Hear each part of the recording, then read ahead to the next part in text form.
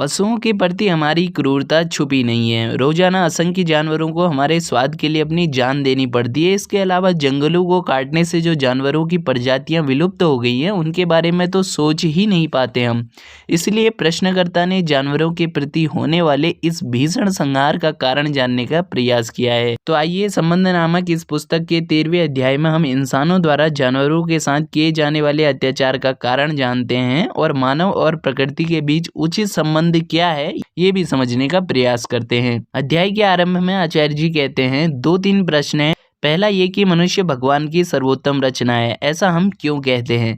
इंसान की यह मान्यता बहुत बहुत मूर्खतापूर्ण है और घातक है। उसे लगता है प्रकृति ने हमें सबसे श्रेष्ठ बनाया है और बाकी सब चीज़ें हमसे नीचे की हैं।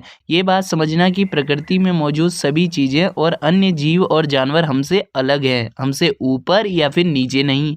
अभी तुम यहाँ इस कक्ष में बैठे हो, तुम्हें यहाँ बहुत शांति प्रतीत हो रही होगी क्योंकि आपके कानों में पड़ने वाली साउंड वेव्स की एक निश्चित सीमा है जो कि 20 से 30 हजार हर्ट्ज होती है। लेकिन जिसे आप सुपरसोनिक साउंड वेव्स कहते हैं वही साउंड एक कुत्ते के लिए सामान्य होती है। और अगर वो इस बीच कमरे में आकर कहे बहुत शोर है तो आप मानोगे नहीं, आप कुत्ते को मारकर भगा दोगे। तुम्हारा अहंकार सच को नहीं देखता, वो आपकी सोच के हिसाब से निर्णय लेता है। इसी तरह इंसानों में भी कुछ ऐसे कबीले हैं जो कपड़े कम पहनते हैं, उनकी भाषा भी लगभग सांकेतिक होती है और उन्हें इससे कोई परेशानी नहीं है। ऐसे लोगों को हम देख लें तो हम सोचने लगते हैं ये तो असभ्य है, बर्बर हैं या इनमें कोई संस्कार ही नहीं है और उन्हें हम एक तुच्छ इंसान समझते हुए कहते हैं इन्हें थोड़ा सामाजिक होने की ज़रूरत है। देख पा रहे हो, अहंकार समझता है अगर कोई मेरी तरह है तो वो ठीक है, अन्यथा नहीं। इस बीच प्रश्नकर्ता कहते हैं सर आप ही कहते हैं अपनी सोच को मानो। आचार्य जी कहते हैं अपनी नज़र से खुद को देखने का अर्थ सोचना नहीं होता, बल्कि अपनी दृष्टि से देखने का मतलब है खुद का प्रत्यक्ष रूप से अवलोकन करना ताकि तुम सच्चाई को देख सको।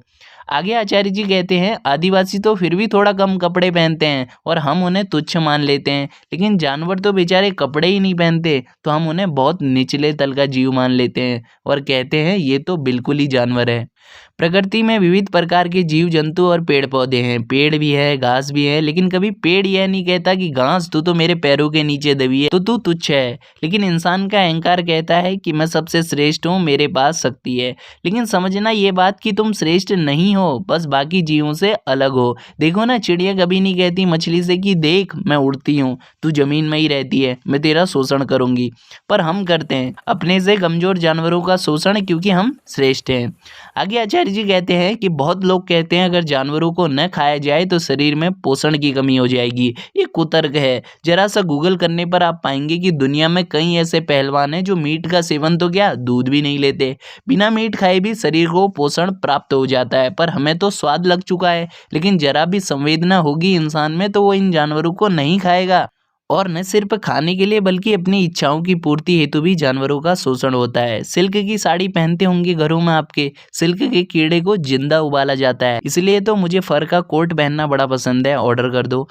और इंसानों द्वारा जानवरों जीवों का जिस प्रकार शोषण किया जा रहा है उससे न सिर्फ उनकी जान जाती है बल्कि हम इंसानों के अस्तित्व पर भी खतरा मंडराता है, क्योंकि ऐसा करके पूरी इकोलॉजी का तंत्र टूटता है। और यह सब हरकतें इसलिए की जाती हैं ताकि इंसान ये समझे कि मैं श्रेष्ठ हूँ।